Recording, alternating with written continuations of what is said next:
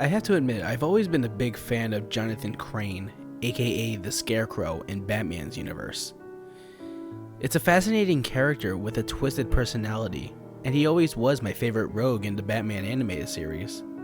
So when my best friend told me that there was a lost episode in which Jonathon was changed back into a kid, I was like, hell yeah, just give me the DVD. And she did. Thinking about it, I guess I should have been wary. My best friend never was fond of Batman. Indeed, she had always thought that my sick passion for this cartoon was kind of weird. But at the moment, I was just too happy to be suspicious, and when she gave me the DVD, I could only think about one thing: watching it as soon as I could. I got home earlier than usual that day. One of my teachers was sick, and I left school in a hurry, eager to watch that lost episode. I put the DVD in the drive, and I sat on the couch with a bowl of soda crackers. Everything started normally. Batman was chasing the Scarecrow down Gotham streets, with Robin, of course. Jonathon ran into a dark alley and hid beside a dumpster, looking tired and sick. He was paler and skinnier than usual, with cold sweat all over his face, and I immediately thought that he might have been drugged or something like that.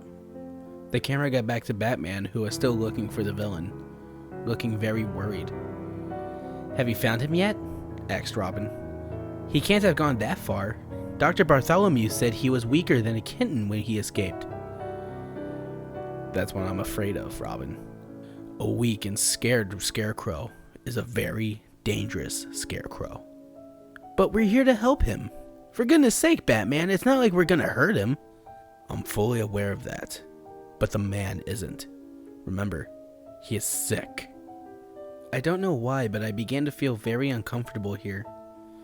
Batman was usually very calm, very confident, and at this moment, well, let's say it clearly, he seemed scared, very scared, of what I didn't know, but I wasn't so sure I wanted to know. A part of me wanted to turn off the TV, but the other part of my brain was like, no, don't. Jonathon is in trouble. That would be nice to see Batman helping him for once. So I just sat there, unable to get my eyes off the screen. The camera got back to Jonathon, who was now sitting on the floor. His heartbeat was literally deafening, and he seemed in great pain. That's when things started to go wrong.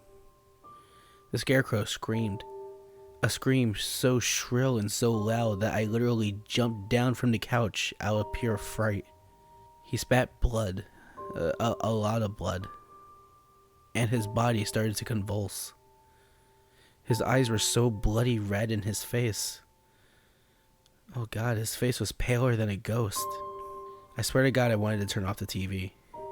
I never wanted so much to turn off that damn TV, but it was like I was paralyzed by fear. I could just look at that damn screen, wondering what was going on, and I was just thinking, what the hell is this? Then it all ended. Jonathon stopped moving. It was like he had just died there, in this dark alley. His screams alerted the dynamic duo. Batman and Robin arrived on the scene within seconds, and the look they had on their faces was pure terror.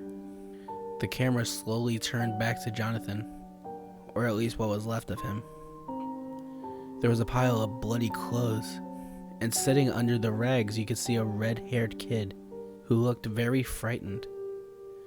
He looked at Batman and Robin with tear-filled eyes. "Professor Crane?" Robin asked carefully. Do you recognize us?" The kid remained silent for a while as he got up on his feet. His face was all covered in blood, but that didn't seem to bother him. "Dimwits," he said, smiling. Batman and Robin looked at each other with relief, and I have to say that I was quite happy to see that Jonathon Crane was still himself. I sat back on the couch. Now I knew why that episode was never aired.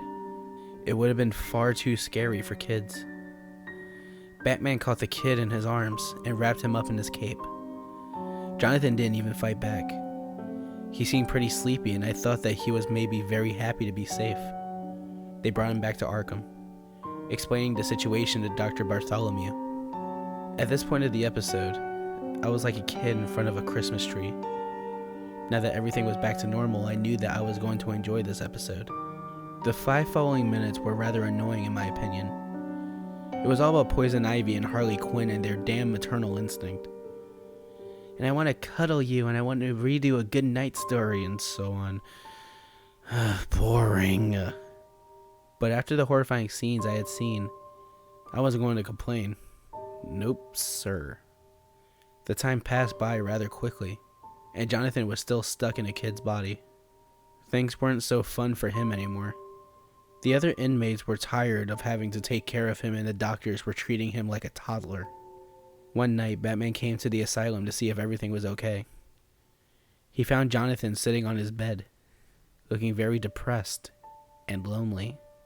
"How do you feel, Professor?" the Cape Crusader asked. "Dr. Bartholomew told me that you were quite morose." "Who wouldn't be? I hate being a child.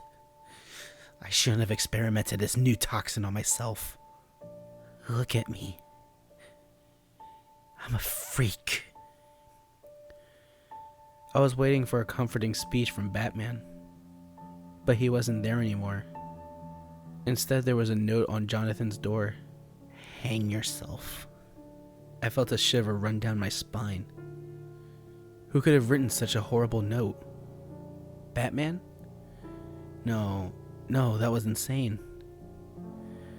Jonathon looked at the piece of paper for a moment. He didn't seem sad, no. Just tired, exhausted. The screen went black. The next morning, a nurse came in all the inmates' cells to see if everything was okay. She entered Jonathon's cell. There was a moment of silence, and she ran away, screaming as if she had seen the most horrible thing ever. The camera entered the cell, very slowly. No music, just the sound of a loud, very loud heartbeat. And there he was, grown up again, his face twisted into a horrifying expression of pain, a noose around his neck. Jonathon. I screamed. And I think I'll never stop screaming.